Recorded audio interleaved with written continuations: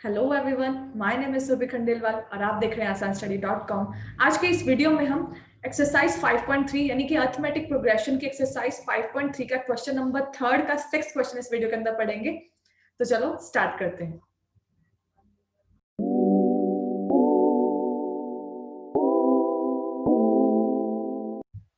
इस वीडियो के अकॉर्डिंग हमारे पास में क्वेश्चन में गिवन है a is equals to 2, d is equals to 8 and sn is equals to 90। यानी कि हमारे पास में फर्स्ट टर्म दे रखी है, d दे रखी है और sn यानी हमारे पास में nth टर्म तक के लिए जो सम आएगा वो 90 गिवन है। अब हमें फाइंड करना है कि n क्या होगा और वो जो an नंबर यानी वो nth टर्म पे नंबर कौन सा है, हमें ये फाइंड करना है। तो अब हम सबसे पहले हम फॉर्मूला देखते हैं sn का, जो हमारे पास में गिवन है उसी से रिलेटेड हम पहले फॉर्मूला देखेंगे। तो Sn is equals to n by 2 2a plus n minus 1 d। अब हमारे पास में क्या क्या अवेलेबल है यहाँ पे, हमारे पास में Sn है तो हमने Sn की वैल्यू 90 पुट कर दी, n अपॉन 2 a के प्लेस पे हम 2 पुट कर देंगे, n माइनस 1 और d के प्लेस पे हम 8 पुट कर देंगे।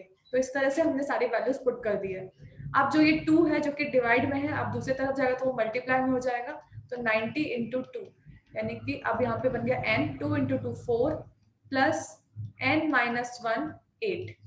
अब यहाँ से 90 इंटू 2 180 और यहाँ से इसको भी हम इस ब्रैकेट को भी हम ओपन करेंगे तो बनेगा 4 प्लस ये 8 और n मल्टीप्लाई होके 8n और ये माइनस 8 इंटू 1 यानी कि माइनस का 8 यहाँ तक बन गया है।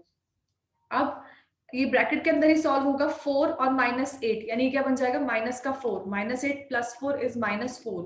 तो यहाँ लेफ्ट साइड में तो 180 है, लेफ्ट राइट साइड में 8n माइनस 4 ये बन चुका है। अब ये n इससे मल्टीप्लाई होगा तो 8n स्क्वायर और minus 4n is equals to 180 is equals to 8n square minus 4n minus 180।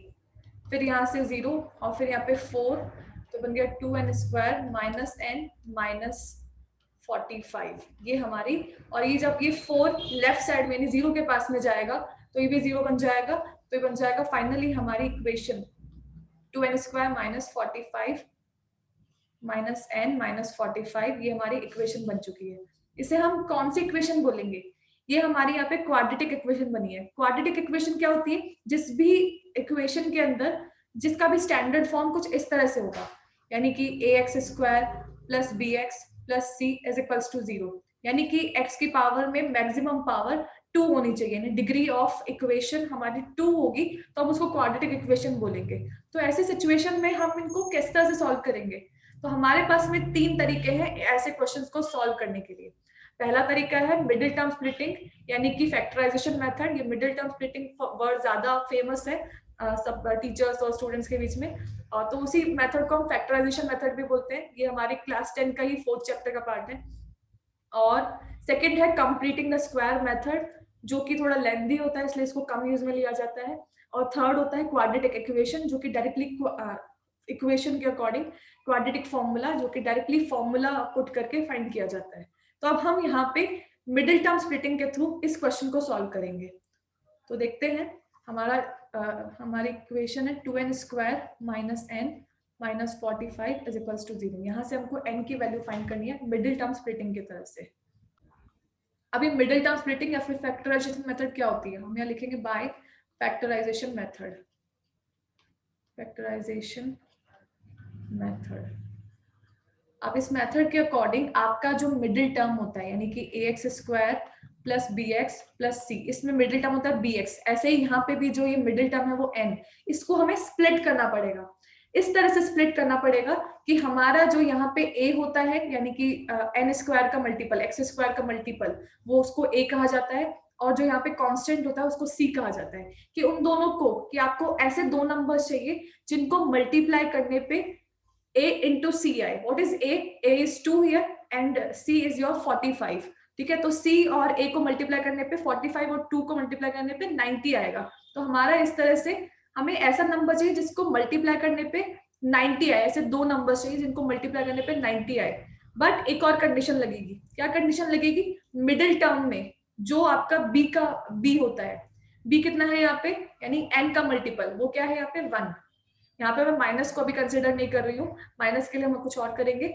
वो क्या है हमारा 1 है, यानी बी हमारा 1 है। तो हमें ध्यान रखना कि वो जो दो नंबर्स हमको लेने हैं जिनका मल्टीपल 90 है, उन दोनों नंबर्स के बीच का गैप, उन दोनों के बीच का जो डिफरेंस है वो 1 आना चाहिए। डिफरेंस ही क्यों, सम भी आता है कुछ क्वेश्चन में। तो जब हम इसके लिए देखेंगे कि अगर हमारे पास में सेकंड साइन जो है वो जैसे 45 के जस्ट पहले वाला जो साइन है, अगर वो नेगेटिव है तो हमें उसको माइनस करके उसको करना पड़ेगा सॉल्व, और अगर वो पॉजिटिव है तो हमें उसको ऐड करके सॉल्व करना पड़ेगा। तो हमारे पास में यहाँ पे नेगेटिव है, तो यानी हमको ऐसे दो नंबर चाहिए जिनको माइनस करने पे बी के इक्वल यानी 1 के इक्वल आए। तो क्या करेंगे, ऐसे कौन से नंबर्स होते हैं जिनको 45 इंटू 2 यानी कि 90 भी बने, और इसके अलावा उनको माइनस करने पे 1 भी आए। तो ऐसे नंबर हमारे पास में 10 और 9। 10 और 9 को मल्टीप्लाई करने पे हमारे पास में 90 भी आता है, और 10 को 9 से माइनस करने से हमारे पास में 1 भी आता है। तो हम यही करेंगे, हम सिंपली यहाँ पे 2n स्क्वायर माइनस इस n के लिए, देखो हमारे पास में बाहर माइनस है, तो आप हर सिचुएशन में यहाँ पे ब्रैकेट लगा दो, चाहे वहां पे प्लस हो चाहे माइनस हो, किसी भी सिचुएशन में यहाँ पे ब्रैकेट लगा दो इनको स्प्लिट करने के लिए। ऐसा क्यों करना है, ताकि आपकी कभी भी गलती ना हो, माइनस हो तब भी आपको ध्यान हो कि मुझे ब्रैकेट लगाना है, प्लस हो तब भी आपको ध्यान लगाना है। अदरवाइज आपका हो सकता है आप कभी माइनस को इग्नोर करके आप क्वेश्चन गलत कर दो। तो इसलिए तो आपके पास में 10 और 9 है, तो 10n माइनस 9n, ये हमारा 10 into 9 90, 10 minus 9 1, minus 45 is equals to 0, और 2n square minus 10n minus इस माइनस से मल्टीप्लाई होके प्लस का 9n minus 45 is equals to 0। अब आप दो दो के पेयर लेके इनको कॉमन के अंदर फाइंड कर लो। जैसे 2n स्क्वायर माइनस 10n के अंदर 2n कॉमन है, तो यहाँ बन गया n माइनस 5, अंदर बच गया n माइनस 5। ऐसे ही यहाँ पे इन दोनों में भी 9 और 45 में 9 कॉमन है, तो यहाँ बच गया 9 माइनस 5, और बीच में इसका लगा दिया प्लस। अब आप देख सकते हैं कि आपका क्वेश्चन सही जा रहा है या गलत। इसका पहचानने का इकलौता तरीका है, सबसे अच्छा तरीका है वो ये है कि यहाँ पे दोनों के जो ब्रैकेट्स में कॉमन टर्म्स आई है, जो भी कॉमन को हटाने के बाद में जो टर्म्स आई है वो दोनों इक्वल है। देखो आप ये n-5 दोनों इक्वल है। अगर ये इक्वल नहीं होते तो हम इसको बोलते कि शायद कुछ गलती हो रही है। अभी मतलब हमारा क्वेश्चन बिल्कुल सही चल रहा है। अब हम क्या करेंगे, इसमें से भी, इस पूरी इक्वेशन में से भी n-5 को कॉमन ले लेंगे दोनों में से, तो बच गया यहाँ से 2n और यहाँ से बच गया 9। तो इस तरह से हमारा फैक्टराइजेशन कंप्लीट हो चुका है। अब हम यहाँ से n की वैल्यू फाइंड करते हैं। तो n is equals to n minus 5 को एक बार तो इक्वल टू 0, इस वाले 0 के इक्वल रख देंगे, तो n की वैल्यू आ चुकी है 5। ऐसे ही 2n plus 9 is equals to 0 को इस तरह से रखने से n माइनस 9 अपॉन 2 आ चुका है। तो इस तरह से हमारे पास में n की दो वैल्यूज आ चुकी है। बट हमें क्योंकि यहाँ पे फाइंड करना है नंबर ऑफ टर्म्स, तो कभी भी नंबर ऑफ टर्म्स नेगेटिव या फिर फ्रैक्शन में नहीं हो सकती, इस वजह से हमारा जो आंसर हो जाएगा वो n इज इक्वल्स टू 5 हो जाएगा। तो ये हमारा आंसर है। You will consider n is equals to 5 as answer. So I hope आपको समझ में आ गया होगा। इसके अलावा क्वेश्चन में क्या पूछा गया है, क्वेश्चन में an भी पूछा गया कि आपका जो भी n आता है उसके लिए an क्या होगा।